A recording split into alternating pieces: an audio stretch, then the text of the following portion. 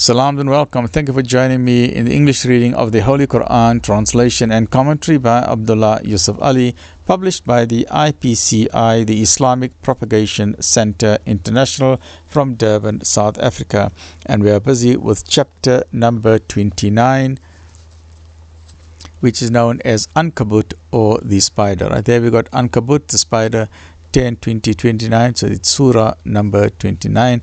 A'udhu billahi minash shaitanir rajim. Bismillahir rahmanir rahim. Right, let's look at the summary before we get to the verses.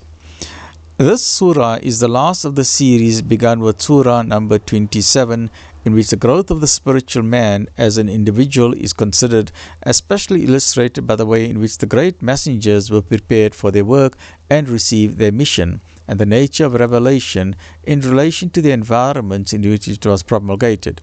It also closes the sub-series beginning with surah number 26, which is concerned with the spiritual light and the reactions to it at certain periods of spiritual history. The last surah closed with reference to the doctrine of the Ma'ad, or final return of man to God, the resurrection and the hereafter.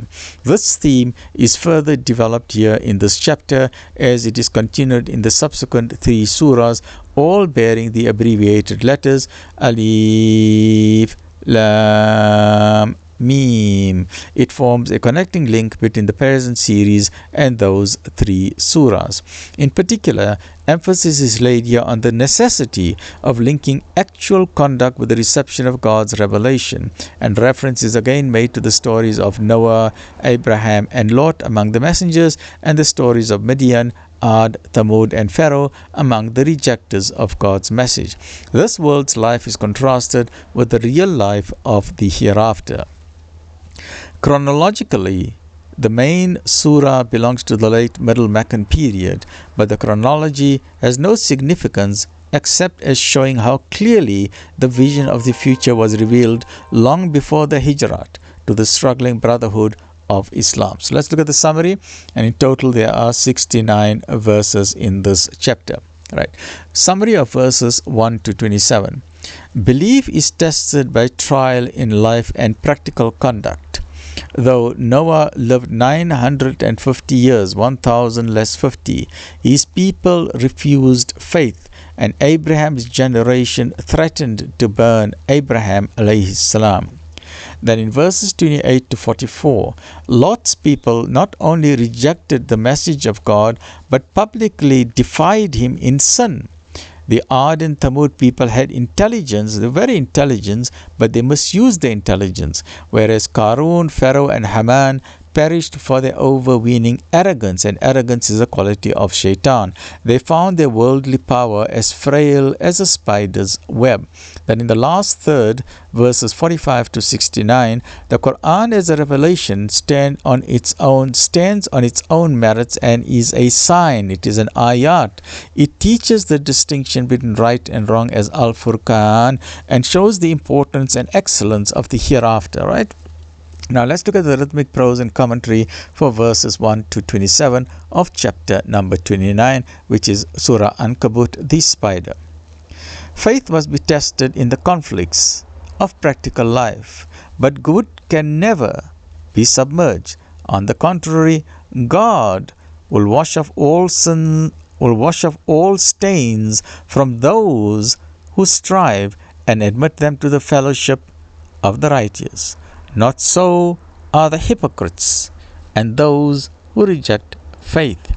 Their hearts are diseased, and they will not accept the right, though a Noah preached to them for 1,000 years, or an Abraham reasoned with them on God's most wonderful providence. But the true will ever search out the truth, and truth will always prevail over falsehood. A'udhu billahi minash shaitanir rajim. Bismillahir rahmanir rahim. In the name of Allah, most gracious, most merciful.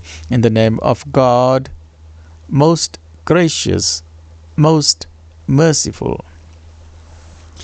Alif, Lam, Mim. Do men think that they will be left alone on saying, "We believe," and that they will not be tested? We did test those before them, and God will certainly know those who are true from those who are false. Do those who practice evil think that they will get the better of us? Evil is their judgment.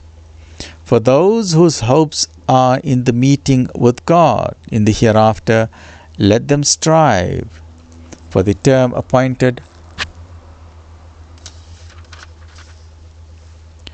For the term appointed by God, appointed by Allah, is surely coming, for He hears and knows all things. وَهُوَ السَّمِيعُ الْعَلِيمُ. And if any strive with might and main, they do so for their own souls, for God is free of all needs from all creation. You're not doing God a favor, you're not doing Allah a favor. Anything that you're doing it for the benefit of your own soul.